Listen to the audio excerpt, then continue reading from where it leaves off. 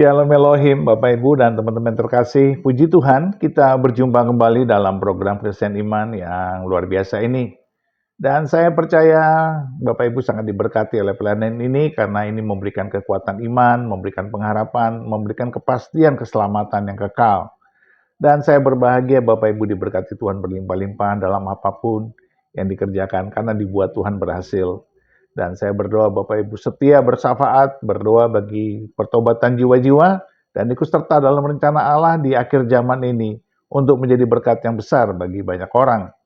Dan terima kasih untuk dukungannya selama ini, dan itu sungguh sangat memberkati pelayanan ini. Puji Tuhan. Baik, hari ini kita akan mendengarkan kesaksian dari Ibu Ayu atau Nona Ayu yang murtad gara-gara beliau menemukan kedamaian, ketentraman, dan kepastian di dalam ajaran Kristen. Beliau berada dalam suatu titik hidup yang begitu rendah, dan di dalam kegalauannya beliau menemukan jawaban di dalam Kristus Yesus. Dan itu membuat beliau sangat secara emosional ya, sangat tergugah karena beliau ketika ke gereja selalu menemukan jawaban atas pertanyaan, atas kegalauan, atas segala hal yang membuat beliau tidak tenang selama ini. Dan ketika khotbah-khotbah itu disampaikan, ada sukacita dan pengharapan yang luar biasa di dalam hatinya. Dan itu membuat dia tidak kuasa untuk tidak menangis. Dan yang paling terkesan, beliau sangat kagum dengan kasih yang diajarkan oleh Kristus. Mengasihi, mengampuni, dan memberkati itu sungguh sangat mendalam di hatinya. Nah, bagaimana kesaksiannya di channel Edis TV? Mari kita saksikan bersama-sama. Tuhan memberkati. Ngomong-ngomong, berarti ini mau menikah dengan seorang Kristen. 35 tahun. Jadi Muslim berapa tahun? Dari lahir, terlahir. Ya, sampai berapa tahun? Kan sekarang sudah keluar dari agama Islam, kan? Sekarang aku lagi spiritual journey, lebih tepatnya. Oh. Dan kebetulan pas aku lagi ada di medsos TikTok ini, Bang Edis tuh muncul di beranda aku. Gitu. Jadi banyak hal. 7 bulan yang lalu 7 bulan lalu aku ada di titik dimana aku ngerasa kayak semua orang di hidup aku itu berubah, terus judging lebih tepatnya, karena ada hal-hal yang mereka tuh kayak mengunderestimate akan sesuatu hal. Maaf ya Bang Edis kalau aku agak sensitif sedikit. Oke. Tapi begini, Saudari Ayu, berarti sekarang ini posisinya sudah keluar dari agama Islam atau masih Islam tapi sudah ragu-ragu? Sudah keluar dari agama Islam. Sudah tidak percaya lagi dengan agama Islam. Lalu sekarang ini jadi skeptis begitu atau bagaimana? Agnostik? No, tapi aku ada di titik dimana kayak di hidup aku itu amazing ketika aku kenal Tuhan Yesus. Aku ngerasain yang namanya kasih. Jadi aku kayak dirangkul, walaupun mungkin aku kehilangan orang-orang yang mereka mungkin kayak menjudging, tapi yang mengunderestimate akan sesuatu. Mereka tuh berasumsi kalau aku saat ini yang aku alamin saat ini tuh seolah-olah tuh kayak karena orang, padahal mereka nggak tahu apa yang aku laluin, mereka nggak tahu banyak hal yang aku dapat, yang ketika aku percaya dan aku meminta dalam namanya, hanya dalam berapa detik hal itu terjadi, dan itu benar-benar terjadi di hidup aku, dan itu real Bang Edis, itu real beneran. Oke, begini Ayu, di sini itu kita tidak boleh asal-asal ngaku ya. Tapi pengakuan itu dibuktikan dengan yang namanya bukti-bukti, begitu. Pengakuan itu harus didukung dengan bukti-bukti. Coba begini, kalau memang dulu benar-benar sudah pernah menjadi Muslim sampai bahkan 30 tahun dan bahkan baru saja keluar dari agama Islam ya, tentu ingat seperti doa-doa ketika sholat, bacaan-bacaan sholat atau surat-surat dalam Al-Quran. Coba kami mau dengar supaya kami yakin bahwa memang benar-benar dari Muslim. Silakan ketika doa sholat, niatan sholat, coba misalnya tahiyat kah, apa terserah. Karena memang kita kan sholat imam. Mungkin aku doa biasanya kita itu dalam meminta sesuatu itu kita biasanya berdoa sama Allah semoga segala sesuatu itu berjalan dengan lancar. Biasanya doa yang sering aku ucapkan saat itu adalah Bismillahirrahmanirrahim. Rabbi sholli shodri wa yassirli amri wahlul 'uqdatam min lisani yafqahu qawli. Rabbi firli wali walidayya warhamhuma kama rabbayani shaghira. Rabbana atina fid dunya hasanah wa fil akhirati hasanah wa qina azabannar. Amin amin amin ya rabbal Sahih alamin. Muslim. Iya. Jadi gimana itu Saudari Ayu? Kok bisa akhirnya keluar dari agama Islam itu jalan ceritanya gimana? Bolehlah berbagi kepada kita nih. Sebenarnya aku tuh dari zaman kuliah tuh aku kuliah di salah satu universitas Katolik di Jakarta. Lingkungan aku pun sudah banyak non Muslim gitu, tapi aku dari SMP SMA itu aku boarding school. Kita bilang boarding school itu Muslim. Nah, setelah itu yang tadi aku sampaikan, ketika aku ada di titik terendah saat 6 bulan lalu, tiba-tiba orang tuh yang biasanya baik sama aku, yang dia kalau ada apa-apa minta tolong sama aku, mereka tuh kayak nggak kenal gitu, kayak apa ya, pokoknya kayak gitu. Terus tiba-tiba kebetulan aku emang deket sama yang berbeda agama. Nah, kebetulan tapi dia tidak pernah memaksakan aku untuk ikut atau enggak, karena kan memang dia tahu emang aku di lingkungannya tuh lingkungan universal, mesti berteman dengan siapapun gitu kan. Nah, terus sampai akhirnya aku bilang sama dia, aku bertanya, ya mungkin kalau aku nonton Bang Edis juga pertanyaannya sama, kok kenapa di agama selain Muslim Nasrani itu kita biasa menyebutnya Nasrani, itu kok Tuhannya ada 3 sih gitu kan. Pastikan pertanyaan kita, terus dia menjelaskan sama aku kenapa sebenarnya 3 itu. Mohon kalau misalnya memang ada yang salah mohon dikoreksi ya Bang Edis. 3-nya itu adalah kan menyebut atas nama Bapa, Putra, dan Roh Kudus. Sama dia memberikan contoh aku tuh yang universal, yang aku mudah untuk dimengerti gitu sama aku. Dia bilang contohnya kita sebagai seorang anak, kenapa disebut Bapa? Kita sebagai seorang anak itu pasti kan kita akan menuruti bagaimana ayah kita. Makanya kenapa Tuhan Yesus kita menyebutkan dengan sebutan Bapa. Putra. Nah, kita sebagai putranya pun pastikan kita juga menghormati dia. Begitu pula dengan Roh Kudus. Nah, kalau untuk Roh Kudus sendiri itu dia memberikan pengertian sama aku bahwa selama kita percaya, selama kita percaya akan ada dan hanya kepada Dia, pasti kita itu selalu didampingin sama Roh Kudus apapun itu gitu. Dan saat ini aku yakinin itu sih, walaupun kadang-kadang teman-teman tuh jadinya semua menjauh sama aku. Oke, jadi akhirnya setelah meninggalkan agama Islam, akhirnya teman-teman yang selama ini kenal sama Muslim juga mereka ya, akhirnya menjauh, kemudian menganggap Anda ini nyeleneh, menganggap Anda ini atau menghakimi Anda seperti itu, seolah-olah Anda dianggap sebagai orang yang tidak berpikir begitu, padahal mereka tidak tahu apa yang terjadi. Padahal justru Anda memikirkan hal-hal yang sangat mendalam padahal seperti itu ya. Iya. Dan ketika pertama kali aku masuk ke salah satu gereja di daerah Jakarta Pusat tuh, di situ aku pertama masuk, entah kenapa setiap aku ke gereja itu pasti Bapak Pendeta itu menceritakan hal yang sedang aku alamin gitu loh Bang Adis. Jadi kayak kok bisa, sampai aku tanya kan, kok bisa ya, kenapa ya, terus hati aku bergetar, terus nggak tahu, jadi kayak ya itu kayak hati gitu. Dan aku entah kenapa gitu, dan kan memang diajarkan kan harus kasih orang ketika kita disakitin, kita harus memberkati orang yang menyakiti kita, dan kita harus membalasnya dengan kebaikan gitu kan. Tetap kita harus legowo lah. Tapi yang namanya manusia kan kadang hati nggak bisa ya. Semuanya pakai proses. Iya. Berarti prosesnya sudah berapa lama ini? Dari mulai meragukan agama Islam, akhirnya sekarang sudah meninggalkan agama Islam, lalu sekarang masih on the way begitulah, spiritual journey tadi ya. Itu sudah berapa lama prosesnya? Berarti udah sekitar 8 bulan ini. 8 bulan. Ditambah lagi nggak sengaja ketemu channel Edis TV gitu ya?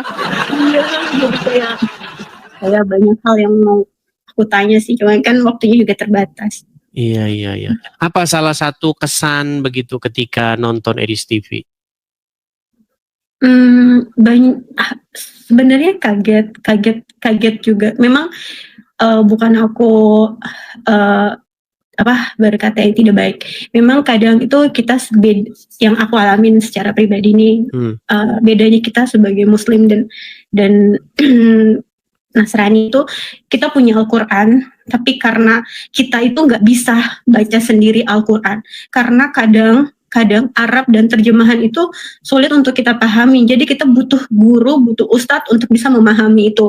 Makanya kadang-kadang tuh di Muslim sendiri itu banyak faham-faham yang berbeda-beda, karena tidak mudah untuk dimengerti gitu. Kadang kita malah salah arah, kayak yang dibilang harus bisa punya istri lebih dari satu dan lain sebagainya itu.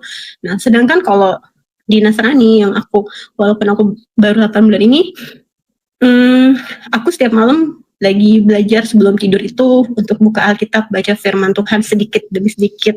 Nah, dari situ tuh semuanya itu tuh kayak real gitu. Oh, ternyata iya ya. Oh, ternyata jadi mudah untuk dimengerti, mudah kita memahami isinya dalam sementara kalau baca Quran yang diutamakan adalah membunyikan Arab dan merdunya ya. Ya, kalau kita mau mengerti lebih dalam pun kita harus punya guru spiritual sendiri. Kayak dulu pun aku seperti itu. Jadi ada tahapannya, kita harus baca Iqra dulu, baru kita ada di Al-Quran. Kalau kita tidak bisa baca Iqra, otomatis kita nggak bisa baca tajwid. Salah penyebutan lafaz aja itu artinya bisa berbeda. Coba, tapi kita pengen dengar. Coba sih lantunkan satu ayat dalam Al-Quran. Coba, kami pengen dengar. Coba. Iqra apa coba, gimana coba? Iqra itu kan artinya membaca ya. Coba. Yang mudah surat pendek aja kali ya. Oke, silakan. Aku coba ya. Mohon maaf sebelumnya kalau ada yang... Nggak apa-apa, santai saja. A'udzubillahi minasyaitonirrajim. Bismillahirrahmanirrahim. Alhamdulillahi rabbil alamin, arrahmanirrahim, maliki yaumiddin, iyyaka na'budu wa iyyaka nasta'in, ihdinas siratal mustaqim, siratal ladzina an'amta 'alaihim ghairil maghdubi 'alaihim waladdallin. Amin. Sadaqallahul azim. Sadaqallah. Iya. Apa sih arti sadaqallahul azim itu? Nah itu tadi aku bilang. Kadang kita pokoknya kita diajarkan ketika kita selesai baca. Iya. Jadi itu memang sebuah fenomena yang memang real ya, Kak Ayu ya. Karena memang orang Islam ini, saya sudah melakukan penelitian. Saya pernah membuat angket dulu sekitar tahun 2014 sampai 2015 antara itu. Itu survei itu saya lakukan pada waktu bulan puasa atau bulan Ramadan ya. Waktu itu saya membuat 100 yang saya ajukan ke pertanyaan kepada Muslim. Saya menjajaki mereka dengan pertanyaan-pertanyaan yang sama. Saya buat angket. Jadi memang hasilnya kesimpulannya adalah 98% orang Islam ketika mereka berdoa atau ketika mereka mengucapkan lafaz-lafaz bahasa Arab itu, mereka tidak tahu apa yang mereka ucapkan. Miris. Begitu. Arti misalnya ihdinas siratal mustaqim itu. Artinya apa? Saya tanya kepada muslim-muslim, 98% nggak tahu. Begitu. Jadi mereka hanya mengucapkan kata-kata atau kosakata bahasa Arab yang mereka sama sekali nggak ngerti itu apa. Tapi hebatnya itu bisa membuat mereka menangis gitu, karena dia nggak tahu itu apa. Saya masih ingat itu ya. Saya sekitar jam kalau nggak salah jam 4 atau setengah 5 sore gitu. Kan belum buka puasa itu. Nah, cuman mereka sudah pajang dagangan kan. Saya berhenti di situ, saya beli kelapa muda. Sambil saya survei, Bu, Ibu Muslim, ya. Ketika Ibu mengucapkan Al-Fatihah, ihdinas siratal mustaqim, apakah Ibu tahu artinya? Nggak tahu, tapi kan yang penting Allah tahu kata dia. Padahal di dalam Al-Quran itu ada sebuah ayat yang berbunyi begini, janganlah kamu sholat sampai kamu mengerti apa yang kamu ucapkan. Janganlah kamu sholat dalam keadaan mabuk sehingga kamu tidak mengerti apa yang kamu ucapkan. Nah, jadi saya simpulkan bahwa orang Islam ini sholat seperti orang mabuk. Dia tidak mengerti apa yang dia ucapkan. Ada ayatnya itu. Janganlah kamu ya mendekati sholat sampai kamu mengerti apa yang kamu ucapkan. Memang di latar belakangnya itu kan peristiwa mengenai para sahabat-sahabat yang habis menenggak miras. Begitu. Mereka mabuk begitu sambil sholat sehingga mereka ngelantur. Gitu. Kalau mereka dulu menenggak miras karena mereka tidak tahu apa yang mereka ucapkan, sekarang umat muslim tanpa menenggak miras tidak tahu apa yang mereka ucapkan. Tapi kalau dalam Kristen, Kak Ayu, di dalam agama Kristen, berdoa itu menggunakan bahasa yang kita mengerti. Ketika murid-murid datang kepada Yesus, murid-murid bertanya, ajarilah kami berdoa. Apakah murid-murid dengan Yesus bercakap-cakap dengan bahasa Indonesia? Tentu tidak. Mereka bercakap-cakap dengan bahasa Aram. Nah, Yesus mengajarkan doa yang sangat terkenal, doa Bapa kami. Bapa kami yang di surga, dikuduskanlah namamu, dan seterusnya, dan seterusnya. Apakah orang Kristen lalu berakal pendek seperti banyak orang-orang Muslim yang harus berdoa pakai bahasa Aram? Kan tidak. Ada sebuah hadis berbunyi begini. Hadis itu, walaupun saya percaya hadis itu hadis palsu juga, ya, saya percaya banyak hadis itu palsu semua. Gini, sholatlah kamu sebagaimana kamu melihat saya sholat. Itu ucapan Muhammad. Dijadikan landasan oleh orang-orang Muslim untuk sholat seperti Muhammad sholat. Tapi logika orang Muslim nggak jalan. Muhammad kan sholatnya pakai bahasa Arab. Ya jelaslah dia pakai bahasa Arab, masa pakai bahasa Indonesia. Sama seperti Yesus ketika mengajarkan mereka berdoa. Pasti Yesus menyuruhnya mengajarkan dalam bahasa Aram. Karena lawan bicaranya berbahasa Aram. Seperti Muhammad ketika mengatakan, sholatlah kamu sebagaimana kamu melihat saya sholat. Lawan bicaranya pasti orang Arab juga. Dan pasti Muhammad tidak sedang berbicara bahasa. Muhammad saja sholat pakai bahasanya dia sendiri. Kenapa orang Islam sholat pakai bahasa Arab? Kenapa nggak sekalian tinggal di Arab juga? Lalu yang jadi masalah juga, coba tentunya ini mungkin Kak Ayu juga masih ingat ini. Tahiyat. Assalamualaikum ayuhan nabiyyu. Ada nggak ngucap begitu? Iya, at-tahiyat. Coba at-tahiyat, coba. Coba at-tahiyatul apa? Coba ingat nggak? Aku coba ya. Ya, silakan.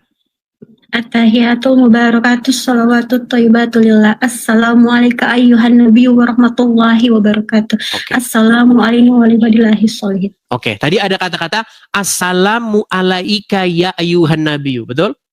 Ya, betul. Apa itu arti assalamu alaika ya ayyuhan nabiyyu? Kalau nggak salah ya, tapi aku takut salah. Kalau nggak salah memberikan salam kepada Nabi Muhammad SAW. Bukan, artinya terjemahan dari assalamu alaika. Kurang tahu. Menurut Nah, kan, seperti saya bilang, orang Muslim dulu, makanya dulu belum tahu. Ya, gini, banyak orang Islam bahkan tidak tahu arti assalamualaikum. Makanya saya kalau ngelihat nonton film-film sidul anak sekolah, mereka ucapkan assalamualaikum sambil marah-marah. Loh, arti assalamualaikum itu sangat baik loh. Arti assalamualaikum itu artinya damai sejahtera atas kamu, turun atas kamu. Itu artinya. Assalamualaikum, keselamatan datang atau turun atas kamu, kepada kamu. Nah, kalau kum itu jamak. Kamu tapi jamak, artinya kalau bahasa Indonesia kalian. Kalau assalamualaikum berarti lawan bicara kita itu bukan satu, tapi banyak orang. Artinya keselamatan atas kamu-kamu sekalian. Tapi kalau assalamu alaika itu satu orang. Kamu tapi kamunya satu orang. Nah, jadi assalamu alaika ya ayuhan nabiyyu artinya keselamatan atas engkau wahai Nabi. Jadi ketika orang muslim sholat, mereka mengucapkan Assalamualaikum ya ayuhan nabiyyu. Keselamatan atas engkau wahai Nabi. Bayangin, apakah Muhammad ketika dia sholat, dia ngucapin kayak begitu? Coba kita pakai logika kita. Muhammad tadi mengatakan kan, sholatlah kamu sebagaimana kamu melihat saya sholat. Pertanyaannya, apakah Muhammad sholat mengucapkan Assalamualaikum ya ayuhan nabiyyu? Pasti tidak. Bagaimana mungkin Muhammad mengucapkan kepada dirinya sendiri, salam sejahtera kepada engkau wahai Muhammad? Muhammad yang mana?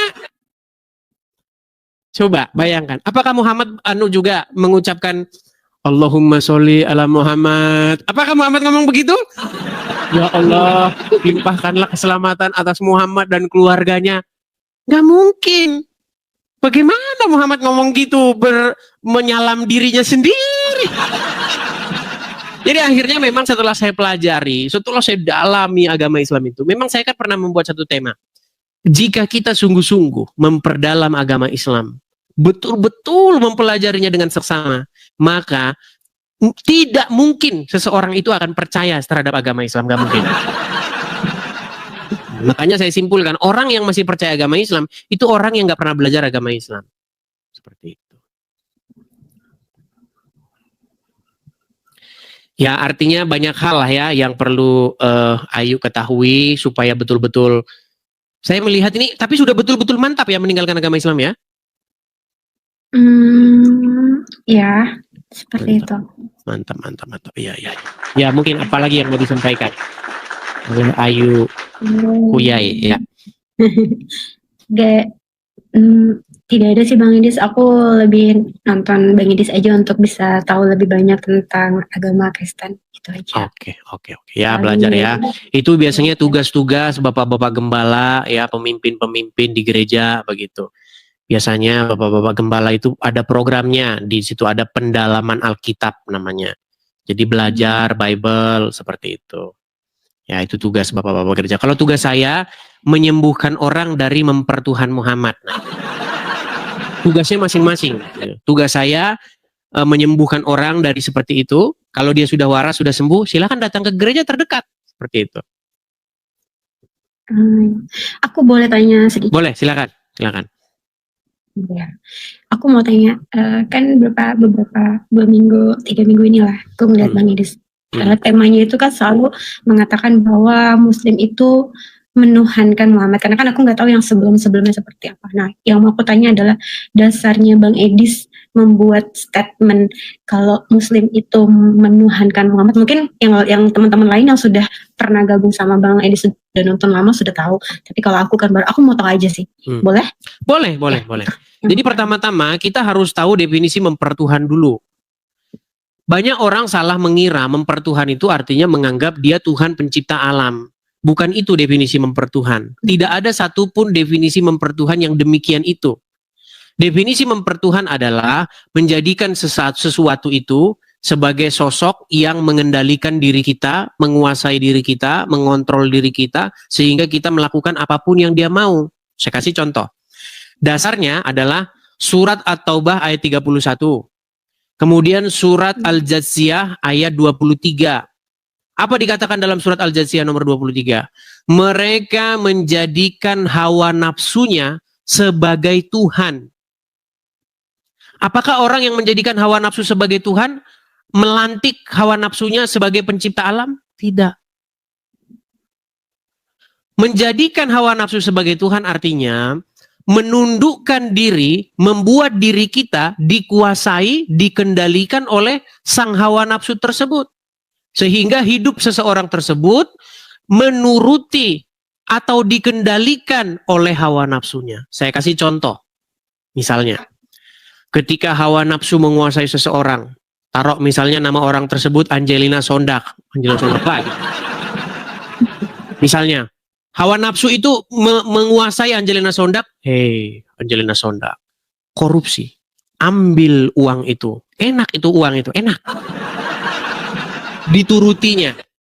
Dia ambil uang itu. Dia ambil untuk kebutuhan dia pribadi.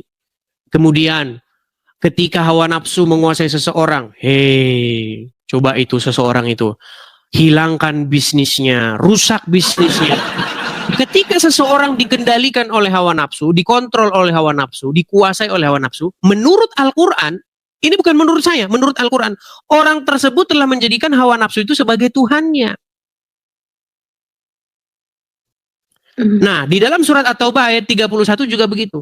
Mereka menjadikan alim ulama dan rahib-rahib sebagai Tuhan. Ada juga. Nah, menurut penjelasan Muhammad, bagaimana cara mereka menuhankan alim ulamanya? Mereka lebih mentaati, lebih patuh, lebih dikuasai oleh oleh ulama itu ketimbang kepada Allah. Contoh, Allah bilang, hei kaum muslimin, darah itu halal, jangan dikonsumsi. Lalu para ulama bilang, hei kaum muslimin, darah itu boleh dikonsumsi. Ketika Allah bilang darah itu haram, jangan dikonsumsi. Dan ketika ulama bilang darah itu boleh dikonsumsi. Ketika orang lebih taat, lebih patuh kepada ulama. Menurut Muhammad, dalam penjelasan ayat itu, mereka telah mempertuhan alim ulama tersebut. Jadi mempertuhan adalah perbuatan membuat diri kita dikendalikan, dikuasai, dikontrol penuh oleh sesuatu itu.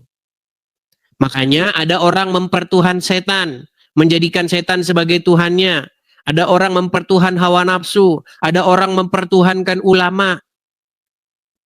Dengan cara mereka menyerahkan kepatuhan, ketundukan kepada setan. Dengan cara mereka menyerahkan ketundukan dan kepatuhan kepada hawa nafsu. Itu yang dimaksud mempertuhankan, baik di dalam Al-Quran maupun di dalam Bible. Nah, sebagai orang Kristen, wajibkah kita mempertuhan Yesus? Iya. Mempertuhan Yesus itu artinya membuat Yesus sebagai sesosok atau seorang yang mengendalikan kita. Sebagai satu entitas yang menguasai atau memerintah di hati kita. Makanya maksud menjadikan Yesus sebagai Tuhan itu artinya supaya Yesus itu berkuasa, bertahta di hati seseorang. Ketika Yesus berkuasa, bertahta di hati seseorang, dia akan melakukan kemauan Yesus. Ya, Yesus memerintahkan, jangan begini, jangan mencuri, jangan begitu, jangan begitu. Nah, ketika itu kita taati, artinya kita menjadikan Yesus itu sebagai Tuhan di dalam hidup kita. Nah, Muslim itu menjadikan Muhammad sebagai Tuhannya. Kalau Muhammad tidak dijadikan Tuhan, mana mungkin umat Muslim mau minumin kencing onta? Yang membuat Muslim mau minum kencing onta itu adalah karena Muhammad bertahta, menguasai diri dia. Ada Muhammad memerintah di hati dia. Seandainya di hati ini ada tahta, Muhammad tuh lagi duduk. Dia megang tongkat kekuasaan. Hei kaum muslimin, pergi ke Arab sana, ciumin batu, berangkat muslim. Dan itu ada perintahnya di dalam Al-Quran. Barang siapa yang taat kepada Rasul, maksudnya Muhammad, sesungguhnya dia telah taat kepada Allah. Barang siapa, Muhammad berkata dalam hadis, siapa yang taat kepadaku, sesungguhnya dia telah taat kepada Allah. Dan itu diakui oleh orang-orang Muslim. Para pendebat, lawan-lawan saya diskusi, bahkan Yusuf PI itu mengakui Muhammad itu dijadikan Rob oleh umat Muslim, dijadikan Tuhan. Makanya saya bilang umat Islam itu menjadikan Muhammad sebagai Tuhannya. Bukan berarti saya katakan umat Muslim menjadikan Muhammad sebagai sang pencipta, tidak. Itu orang yang salah paham. Gitu. Saya kasih contoh nih, pendebat-pendebat Muslim yang sudah mengaku itu. Perhatikan. Selanjutnya, dia menantang saya untuk mengatakan kepada seluruh umat Muslim bahwa Nabi Muhammad adalah Rob. Wahai umat Muslim, percayalah bahwa Nabi Muhammad itu adalah Rob kita. Percayalah bahwa Nabi Muhammad adalah Rob kita. Percayalah bahwa Allah Ta'ala adalah Rob kita. Jadi dua Robnya umat Muslim itu Allah dan Muhammad. Yang dijadikan Rob itu Allah dan Muhammad. Yang harus umat Muslim menyerahkan kepatuhan dan ketundukan itu kepada dua sosok. Kepada Allah dan juga kepada Muhammad. Begitu. Nah, kemudian, apakah Yusuf PI juga mengakui itu? Iya. Tasik Ngaji mengaku itu? Iya. Ini muslim-muslim kelas-kelas berat ini yang mengakui. Nih, pengakuan Tasik Ngaji. Belum berdebat dengan Edis TV, Tasik Ngaji akui Muhammad adalah Rob. Rob itu artinya Tuhan. Dan orang Islam itu mengakui bahwa Muhammad itu Robnya. Ya, yang terakhir yang mengakui Muhammad itu Robnya, bahkan sebelum berdebat dengan saya adalah orang ini. Nabi Muhammad bisa dikatakan Rob. Ini namanya Nah. Kemudian pengakuan Yusuf PI, perhatikan. Untuk Edis bahwa Yusuf PI mengakui 2 Rob ya. Untuk Edis. Bukan untuk semuanya. Lain halnya saya menyampaikan di forum ceramah, forum resmi ceramah ya, atau dari permintaan MUI kan kayak gitu ya, bahwa di Islam ada 2 rob ya, baru itu untuk konsumsi publik atau Iya. Yusuf PI mengakui juga itu. Muslim itu punya 2 Rabb, Allah dan Muhammad. Begitu. Jadi umat Muslim tidak mungkin bisa patuh tunduk sama Allah tanpa patuh tunduk sama Muhammad. Bagaimana caranya taat sama Allah? Nggak bisa, harus taat sama Muhammad dulu. Gitu. Jadi ketika iblis atau setan mengendalikan seseorang, orang tersebut patuh, taat, tunduk, takluk kepada iblis itu. Menurut bahasa Al-Quran, menurut bahasa Bible, itu orang yang menjadikan setan sebagai Tuhannya. Gitu. Oke, seperti itu. Ayo. Iya. Oke. Ya, jadi butuh belajar lah, itu proses belajar ya. Jadi karena banyak orang itu sudah cenderung salah pengertian tentang sebuah definisi. Karena banyak orang itu tidak bisa lagi mendefinisikan sesuatu sesuai dengan pengertian yang sebenarnya. Saya kasih contoh misalnya kata ibadah. Ibadah itu menurut kebanyakan orang artinya pergi ke sebuah tempat. Kamu ibadah nggak hari ini? Kamu berangkat ibadah nggak hari ini? Karena pengertian ibadah menurut kebanyakan manusia adalah pergi ke satu tempat terus melakukan kegiatan tertentu. Padahal bukan itu pengertian ibadah. Itu salah satu juga bentuk ibadah, tapi pengertian ibadah itu bukan itu. Ibadah itu berasal dari kata abada. Abdu kata dasarnya, abd, hamba, penghambaan diri. Bagaimana mungkin Anda bertanya, apakah Anda hari ini ingin menghambakan diri? Itu pertanyaannya sudah salah. Besar. Iya, jadi kasar. iya, jadi sebenarnya penghambaan diri itu dilakukan 24 jam nonstop. Dari mulai bangun pagi ke bangun pagi lagi. Jadi hari ini kita tutup ibadah kita, itu sebenarnya sudah kata-kata yang salah. Karena pengertian ibadah adalah melakukan ritual kegiatan tertentu. Itu. Gitu. Makanya kita itu kadang-kadang harus melawan definisi-definisi yang sudah sudah kadung salah di masyarakat. Begitu.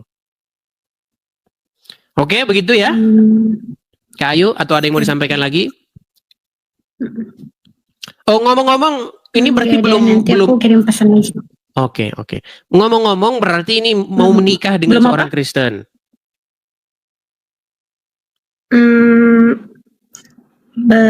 Belum tahu. Baiklah, mungkin dia tidak mau menjawab itu. Gak apa-apa lah, itu pertanyaan yang pribadi mungkin. Oke lah, gak apa-apa ya. Semoga. Puji Tuhan, kesaksian Ibu Ayu atau Nona Ayu yang luar biasa, dan biarlah kita terus setia mendoakan beliau supaya tetap kekeh, tetap kukuh, tetap setia dan terus belajar sehingga percaya semakin kuat berakar, bertumbuh dan berbuah di dalam Kristus untuk akhirnya memutuskan dibaptis. Dan memang hanya dengan doa-doa lah kita bisa menjangkau setiap jiwa yang belum mengenal Kristus. Setiap jiwa yang galau, setiap jiwa yang bingung, setiap jiwa yang kosong, setiap jiwa yang hampa. Karena tanpa kuasa Roh Kudus tidak mungkin ada pertobatan, tidak mungkin ada perubahan. Kita hanya minta kuasa Tuhan, dan itu doa saudara dan kita semua. Dan saya percaya Bapak Ibu pasti setia berdoa. Tetaplah setia, tetaplah percaya, tetaplah berharap, tetaplah mengandalkan Tuhan. Tuhan beserta kita dan pasti memberkati kita berlimpah-limpah. Di dalam nama Bapa dan Anak dan Roh Kudus. Di dalam nama Tuhan Yesus Kristus. Haleluya, haleluya, haleluya. Amin, amin, amin, amin, amin, amin.